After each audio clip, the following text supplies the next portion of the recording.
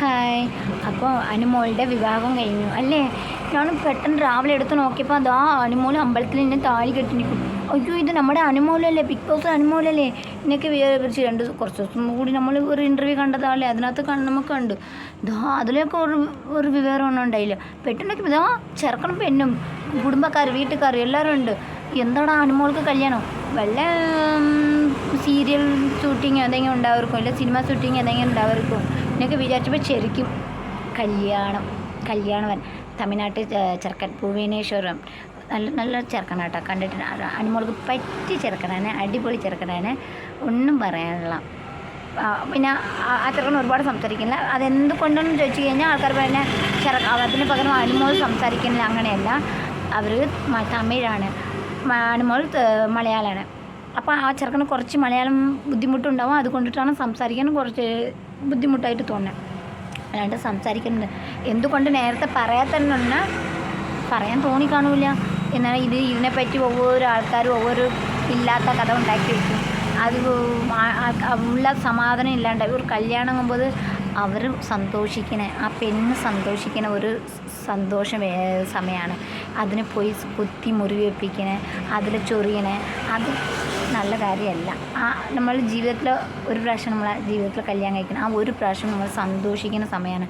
അപ്പോൾ അതുകൊണ്ടിട്ടായിരിക്കും അവരുടെ വീട്ടുകാരും എല്ലാവരും കൂടി പറഞ്ഞു വെച്ചിട്ടുണ്ടാവും നമുക്കങ്ങനെ ഈ കാര്യം ആരോടും പറയണ്ട, നമുക്ക് പിന്നെ കല്യാണ സമയത്ത് അറിഞ്ഞാൽ മതി എന്ന് വിചാരിച്ചു കാണും. അപ്പോൾ അതുകൊണ്ടിട്ടാണ് ആർക്കും പറയാത്ത, അത് അവരൊരു ഇഷ്ടമല്ല. ഇതിൻ്റെ ഇടയ്ക്ക് അനീഷിനെ തേച്ചിനോ അനീഷിനെ ഒട്ടിച്ചിനോ അനീഷിനെ തേച്ചിട്ടില്ല. ഒരു സ്ഥലത്തും ബിഗ് ബോസ് വീട്ടിൽ വെച്ച് എനിക്ക് അനീഷനെ ഭയങ്കര ഇഷ്ടമല്ല, എവിടെയും പറഞ്ഞിട്ടില്ല. ഓരോരുത്തർക്കും ഇപ്പോൾ ഒരാളെ ഇഷ്ടപ്പെടണം, ഞാൻ നിങ്ങളെ ഇഷ്ടപ്പെടണം, നിങ്ങൾ എന്നെ ഇഷ്ടപ്പെടണമെന്ന് ആവശ്യമുണ്ടോ? അല്ല. അപ്പോൾ അതുകൊണ്ടിട്ട് അവർക്ക് അവരുടെ ഇഷ്ടം എന്തൊക്കെയാണ് പറഞ്ഞ അനീഷിനെ അനുമോളെയും വെച്ചിട്ട് എന്തൊക്കെയാണ് ഇപ്പോൾ അനുമോൾ പറയുന്നുണ്ട്, എങ്ങനെയാണ് ചെറുക്കനെ കണ്ടെത്തിയ എല്ലാം ഞാൻ വഴിയെ പറയാം, സമയമുണ്ട് പറഞ്ഞേക്കാം, എൻ്റെ യൂട്യൂബ് ചാനലിലൂടെ ഞാൻ പറയാനൊക്കെ പറയുന്നുണ്ട്. എവിടെയെങ്കിലും കണ്ട് സ്നേഹത്തിലേ കാണും, ചെറിയ ഇഷ്ടം കണ്ട് കാണും. അപ്പോൾ അവിടെ നിന്ന് അവർ വന്ന് പെണ്ണ് കാണാൻ വന്ന് കാണും, അവർക്ക് ഇഷ്ടപ്പെട്ട് കാണും. രണ്ട് വീട്ടുകാരും ചിലപ്പോൾ നേരത്തെ പരിചയമായിരിക്കാം.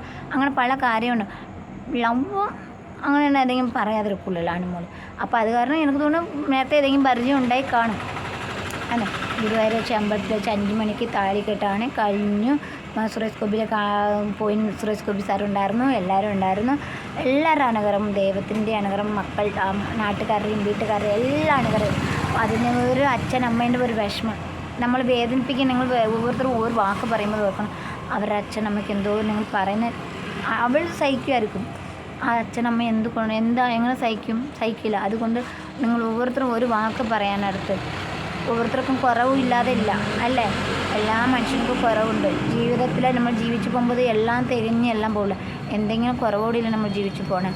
അപ്പോൾ അതുകൊണ്ട് നമുക്ക് ഇല്ലാണ്ടല്ലോ, കുറവില്ലാണ്ടല്ലോ നമ്മൾ മറ്റവരെ പറയുന്നത്. അത് സന്തോഷമായിട്ട് ജീവിക്കട്ടെ, അടിച്ചു പൊളിച്ച് ജീവിക്കട്ടെ, അതിൻ്റെ ജീവിതം ജീവിക്കട്ടെ. അതിൻ്റെ പുറകെ ചൊറിയാനോ തേക്കാനോ പിടിക്കാനോ, ഇനിയിപ്പോൾ ഡ്രസ്സ് കൊള്ളില്ല, മേക്കപ്പ് കൊള്ളില്ല, കല്യാണം നടത്തി ശരിയില്ല, പിന്നെ ചിരിച്ചത് ശരിയില്ല, ചെറുക്കൻ മിണ്ടിയില്ല, അമ്മായിയമ്മ നോക്കിയില്ല, അമ്മായിയച്ഛൻ നോക്കിയില്ല, ഇതാ പനുൻ്റെ വീട്ടുകാർ നോക്കിയില്ല, ഇതെല്ലാം ഒരു കുറ്റമില്ല. ഇതൊക്കെ നമ്മളെ അമ്മായിയമ്മമാർ കുറ്റം പറയുന്നതാണ്. അതിൻ്റെ കാര്യം അതൊന്നും പറയേണ്ട കാര്യമില്ല, അതിൻ്റെ ജീവിതമാണ്. അത് അടിച്ചു പൊളിച്ച് ജീവിക്കട്ടെ. അത് പെങ്ങച്ച ഒപ്പം വരും. ഒരുപാട് ഞാൻ കഷ്ടപ്പെട്ടിട്ടുണ്ട്. എൻ്റെ വീട്ടുകാർ കഷ്ടപ്പെട്ടവർക്ക് മാത്രമേ അറിയാമുള്ളൂ കഷ്ടപ്പാടിൻ്റെ വില. ചുമ്മാ തള്ളി മറിക്കുന്നവർക്ക് അതിൻ്റെ വില അറിയാൻ പാടില്ല. അപ്പോൾ അതുകൊണ്ട് ശ്രദ്ധിക്കുക, ഒരാളെ വേദനിപ്പിക്കുമ്പോൾ ശ്രദ്ധിക്കുക. അപ്പോൾ അനുമോളുടെ കല്യാണം കഴിഞ്ഞ് നൂറ അതെല്ലാം കുറേ പേരുണ്ടായിരുന്നു കേട്ടോ, കുറേ പേരുണ്ടായിരുന്നു കല്യാണത്തിൽ പങ്കെടുക്കാൻ. അപ്പം എല്ലാ ആശംസകളും നമുക്ക് നേരാം അല്ലേ? നമുക്ക് അവർ സന്തോഷമായിട്ട് ജീവിക്കട്ടെ, സന്തോഷമായിട്ട് ജീവിതം നടക്കട്ടെ, അതാണ് നമുക്ക് വേണ്ടത്.